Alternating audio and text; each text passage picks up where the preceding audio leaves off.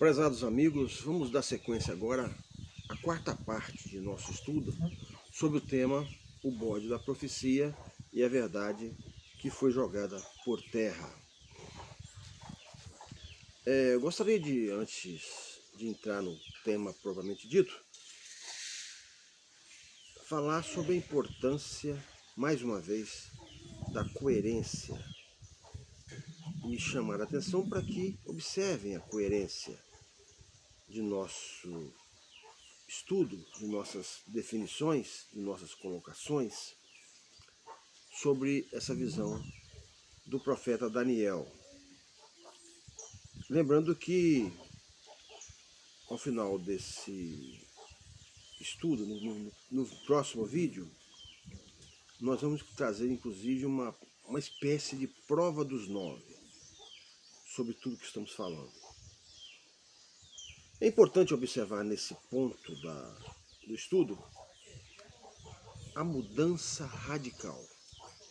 A todos que militam, que estudam, que manejam a palavra de Deus, debrucem nesses temas que eu estou tratando aqui e observem a visível, a clara, nítida mudança ocorrida no século IV da nossa era.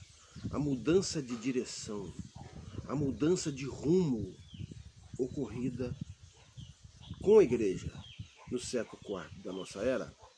Até o século IV, ela é representada pelo carneiro. Né? Na visão de Daniel, é o carneiro. Período esse da igreja primitiva onde se verifica uma busca intensa pela luta contra o pecado. Mas a partir do século IV, passou a ser gerida pelo bode, o inimigo de Deus. E mudanças radicais ocorreram, mudança de direção ocorreram. Eu quero até pedir desculpa aos irmãos católicos, aos membros da Igreja Católica. Eu não estou aqui, o objetivo nosso não é atingir ou agredir ninguém. Nós estamos apenas fazendo, definindo, interpretando uma visão do profeta Daniel. Não temos interesse em apontar erro de ninguém. Apenas interpretando uma visão do profeta Daniel, do livro de Daniel, capítulo 8. Mas então vamos agora dar início à visão, à interpretação da visão, conforme está no capítulo 8 do livro de Daniel. Vamos ver então no versículo 8 o que é que diz. Versículo 8. E o bode se engrandeceu em grande maneira, mas estando em sua maior força, aquela grande ponta foi quebrada, e subiram no seu lugar 4 também notáveis pontas para os 4 ventos do céu. Vejam bem, o bode nós já definimos que a primeira ponta, o chifre notável do bode, já definimos como sendo Santo Agostinho. Falamos disso bastante no vídeo anteriores. Esse chifre foi quebrado, mas foi quebrado de forma natural. Não houve guerra, não houve disputa por poder. Não houve nada disso. Santo Agostinho morreu em 430 depois de Cristo. Ali então subiram 4 novas pontas, 4 novos chifres. Bem, o apóstolo Pedro criou na sua época algumas igrejas. Entre elas, vejam bem as 4 pontas que subiram no lugar do chifre maior. Entre as igrejas criadas por Pedro, pelo apóstolo Pedro, 4 se destacaram.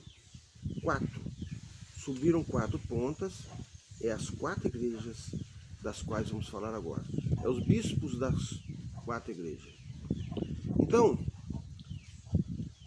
ele criou, entre outras, a igreja de Roma, Antioquia, Alexandria e Jerusalém. Bem, essas 4 igrejas ganharam notoriedade e passaram a ter a administração da igreja. Os bispos dessa igreja, elas eram geridas primeiro por presbíteros e depois por bispos, que no fim é a mesma coisa, né? Mas os bispos se equivalem, em termos de autoridade, aos papas. E não havia entre esses 4 bispos uma hierarquia. Eles tinham autoridades equivalentes, eram praticamente iguais. Não havia entre eles autoridades, hierarquia. Nenhum era maior do que o outro, nenhum tinha uma autoridade maior do que o outro. Todavia, a partir do século IV, início do século IV, o bispo de Roma começou a reivindicar, a ganhar maior notoriedade. E começou a reivindicar um poder maior por se achar mais importante, já que era o bispo da capital do Império, de Roma. E no século V, no início do século V, por volta de 440, subiu ao trono da igreja o Papa Leão I. O Papa Leão I reivindicou essa autoridade de forma mais forte, mais veemente. Então já havia no bispo de Roma, desde o início, desde o século III da nossa era, uma intenção de ter para si um poder maior. O bispo de Roma se equivale ao Papa também. Até então, eles tinham pouca notoriedade, mas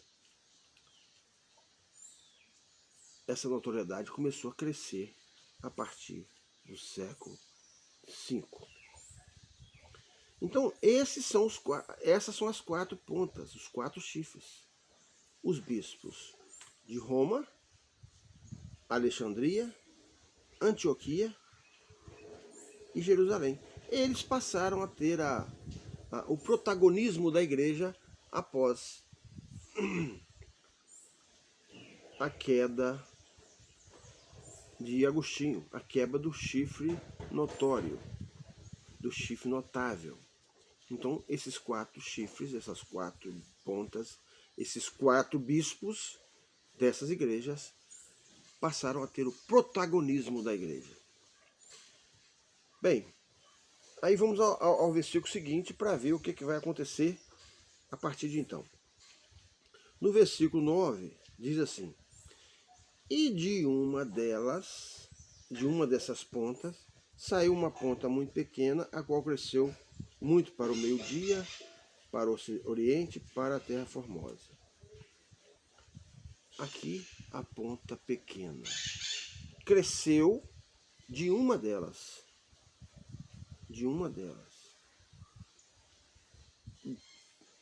Essa ponta pequena, ela representa então o Papa, que no ano 533, o imperador Justiniano determinou, se antes havia uma pretensão, agora havia uma determinação do imperador de que o bispo de Roma tivesse toda a primazia. Então, a partir do ano de 533, foi destinado ao bispo de Roma a primazia absoluta da igreja, a primazia papal.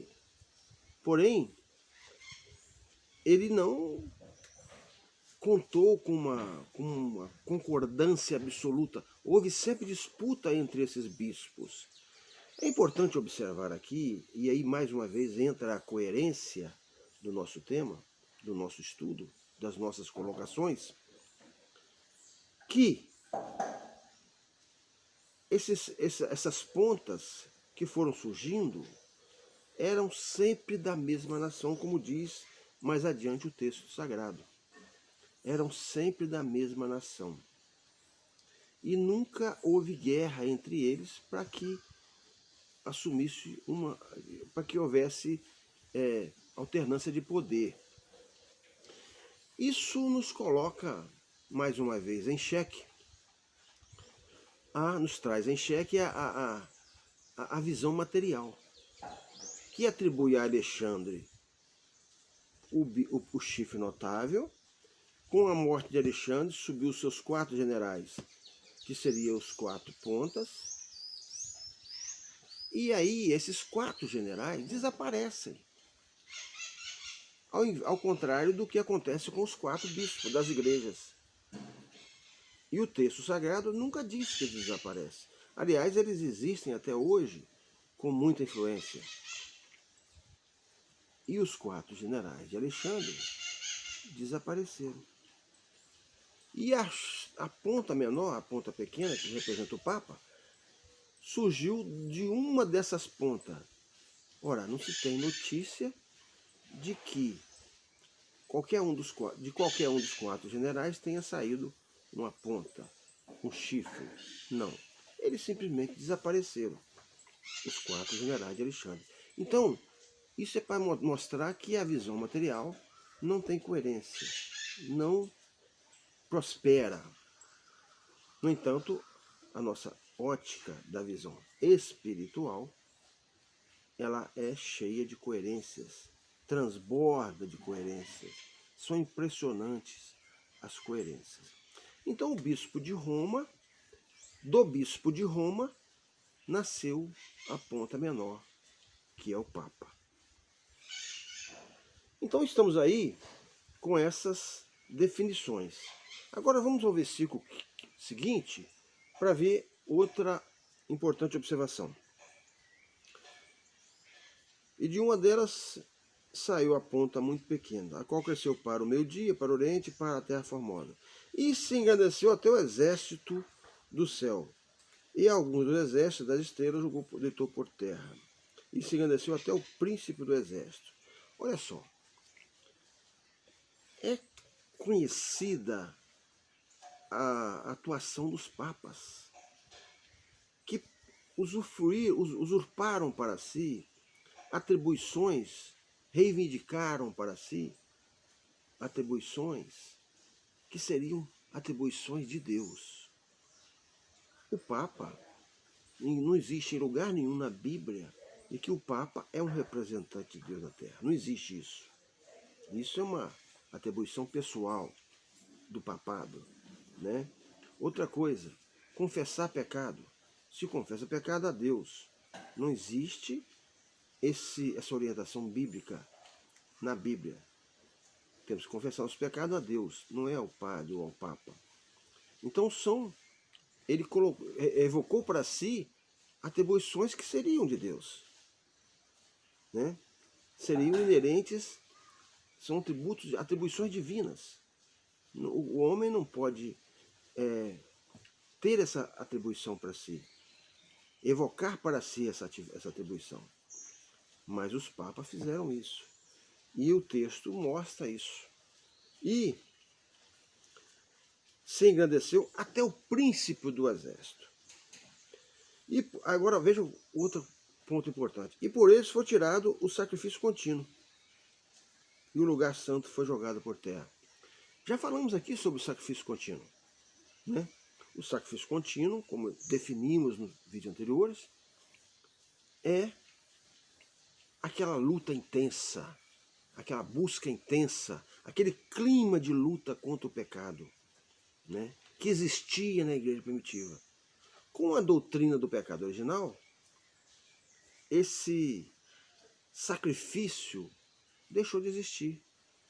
Porque a doutrina diz que todo homem nasce pecador. Essa é a doutrina do pecado original, deixada, trazida por Santo Agostinho, o primeiro rei, o chifre notável. Então, ele, segundo essa doutrina, todo o pecado passa de Adão para todo ser humano. Um absurdo, né? E isso aí cria no subconsciente das pessoas um relaxamento para aquela luta contra o pecado. No fundo, o ser humano pensa, por que eu vou lutar contra o pecado se eu já nasci pecador? Não existe essa... como eu continuar me sacrificando se existe um erro pelo qual eu não posso resolver? Não tem solução para ele, esse pecado que vem de Adão. Então, ali, em Santo Agostinho, no século IV da nossa era, foi tirado o sacrifício contínuo. No caso, pelo bode. O bode teve o primeiro rei, que é Santo Agostinho, mais 4 reis, que foram as 4 pontas, e agora o Papa, com a ponta menor. O bode é que dirige tudo. Então, foi tirado o sacrifício contínuo. Vamos adiante, em frente. E lançou a verdade por terra. No versículo 12 diz isso. E lançou a verdade por terra. Já falamos aqui também sobre isso. A verdade é o quê? É destinar ao corpo físico privilégios que não tem. O corpo físico passou a ser o endereço de todas as atenções. O corpo físico passou a ser destinatário de todas as iniciativas, né? Passou a se olhar o corpo físico de uma forma maior, mais intensa, dedicar maior atenção ao corpo físico e deixar de lado o espírito, que é o morador do corpo. O corpo é apenas a casa. Então, veja vocês, isso é tão forte que temos dificuldade, até nesse estudo mesmo, para mostrar que o corpo físico não tem valor no sentido espiritual.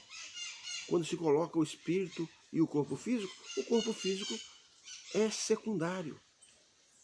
No versículo 24 de Mateus, de João 4, versículo 24 diz: Deus é espírito e importa que os seus adoradores o adorem em espírito e em verdade. Em João 6,63, o Senhor Jesus diz: As palavras que eu vos falo são espírito e são vida. O espírito é o que vivifica, a carne para nada aproveita. Então, essa doutrina do pecado original passou a inverter isso, destinar ao corpo físico muito maior apreço, muito maior valor do que as coisas espirituais. Mas vamos analisando aqui em frente. Essa aí foi a verdade e foi jogada por terra. Ou seja, o espírito passou a não ser destinatário de valor algum. E todas as atenções e as pretensões passaram a ser destinadas ao corpo físico. O versículo 3 diz o seguinte: Depois ouvi um santo que falava e disse, a outro santo, àquele que falava: Até quando durará a visão do contínuo sacrifício e da transgressão assoladora? Vejam bem, falamos nisso também no vídeo anterior. A transgressão assoladora. Já dissemos aqui sobre isso.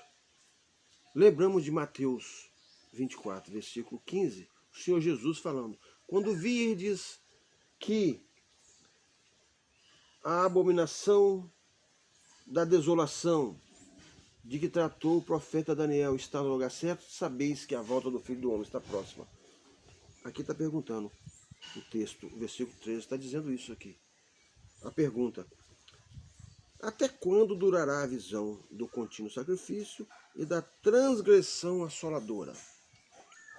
Essa é a transgressão assoladora de que falou o Senhor Jesus lá no capítulo 24 de Mateus, versículo 15.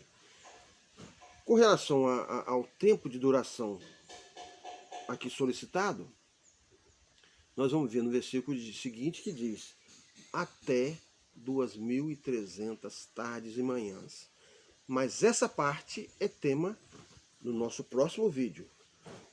Mas convém mostrar mais uma vez o que é a transgressão assoladora. Já dissemos nisso no vídeo anterior. Se refere à doutrina do pecado original. E essa doutrina do pecado original, ela foi condenada, ou melhor, ela foi aprovada definitivamente no Concílio de Orange em 529 e condenada as doutrinas de Pelágio, que se contrapunha a essa doutrina do pecado original. Pelágio se contrapunha a ela. Então, em Orange, no Concílio de Orange, a doutrina de Pelágio, que diz que o pecado não passa de Adão a nenhum ser humano, essa doutrina de Pelágio foi condenada, foi considerada como herege no Concílio de Orange, em 529 depois de Cristo. Essa data é importante porque também vamos precisar dela no vídeo seguinte sobre as 2.300 tardes e manhãs, quando vamos falar sobre isso. É importante observar ainda uma outra data, porque houve aqui no século IV a instituição da doutrina do pecado original, a transgressão assoladora, a abominação da desolação, de que falou o Senhor Jesus em Mateus 24, 15. Mas no ano de 800 depois de Cristo, houve uma ramificação fortíssima dessa transgressão assoladora. O Papa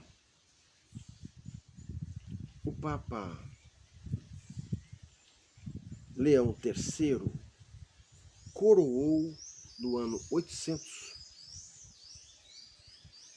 ao imperador francês que dominava o mundo naquela época, Carlos Magno. O coroou de forma a destinar a ele todo o poder, o supremo poder existente, tanto o poder temporal quanto o poder espiritual sobre o cristianismo. Então isso aí foi uma transgressão terrível também, porque colocou o poder temporal em primeiro lugar, destinou ao imperador o poder temporal, o poder espiritual. O Papa Leão III no ano de 800. Também vamos precisar dessa data e dela vamos valer no item, no tema as 2.300 tardes e o fim da aventura humana na Terra. Então, só recapitulando uma coisinha. No ano de 533, o imperador Justiniano destinou o Papa ao bispo de Roma a primazia papal. Ali então começou a crescer a ponta pequena, a ponta menor, que corresponde ao papado. Então ficamos por aqui com essas definições e vamos agora para o nosso próximo tema.